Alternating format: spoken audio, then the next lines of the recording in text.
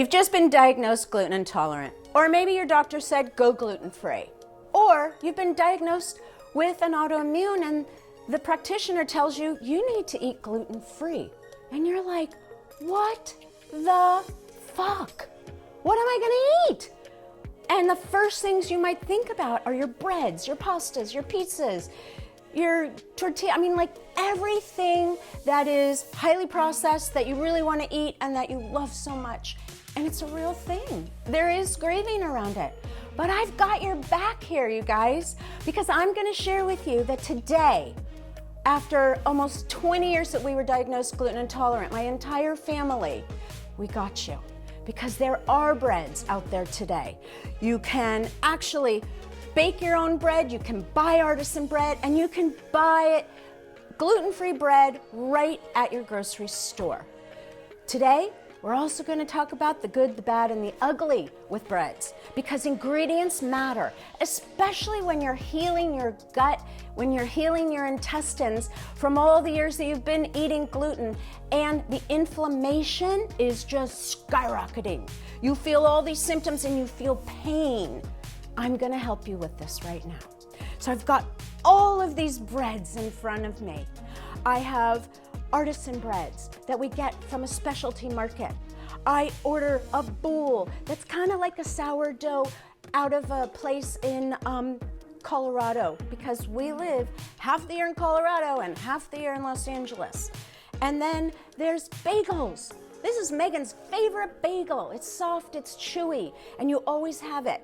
And then my husband, he likes these breads. This is Canyon Bakehouse, and this is Udi's. I'm going to show you them. Here's what the packaging looks like. So Udi's is an ancient grain, and we're going to talk about the ingredients in some of these breads, all right? And which are my favorites and which are my family's favorites. And then this is a 7-grain bread by Canyon Bakehouse. And now all these brands, Udi's, Canyon Bakehouse, ooh, how about a baguette, people, from the freezer section? This is Against the Grain Gourmet. They make pizza crust too, and they make rolls, just like the bagel from Udi's. Then you also have, oh, here's the package of the bagel. It's an everything bagel, but they make plain too. So the choices have gotten so much better, so much so that PETA, this company, manufactures bee-free pita. You can get this at most grocery stores today, all right? They also made a naan bread, which is new. That really was exciting for me. And so here's your pita bread. You cut it, you make your little falafel sandwiches or whatever you want to fill this baby with, and it is delicious. So let's talk about the ingredients in all these breads. When you look at a label, when you're first diagnosed gluten intolerant, one of the things you want to see is what's the first ingredient on these breads? Is it cornstarch? Is it tapioca? Is it water, sugar, whatever it is, the oil? Those are really important facts for you to know what you're eating, especially in the time of your healing. Because once you start going gluten-free, you're going to see a huge difference. One of the other things that you can also do is maybe you like to bake. So there are incredible bakers who have come out with like this book. Megan and I went on a spree one summer making sourdough bread. Yes, sourdough bread. That's like incredible. She is an amazing author, Erin Goyoga, and she has books that are all gluten-free baking and bread making, and we love her. I also have a wonderful bread that was my first bread in Damn Good Gluten-Free, our cookbook. All right, and in it has a bread for homemade egg bread, kind of like a brioche, all right? So bread is a real thing. It is soul food for so many of us. And so we really want to make sure that in the beginning, we're giving ourselves some grace.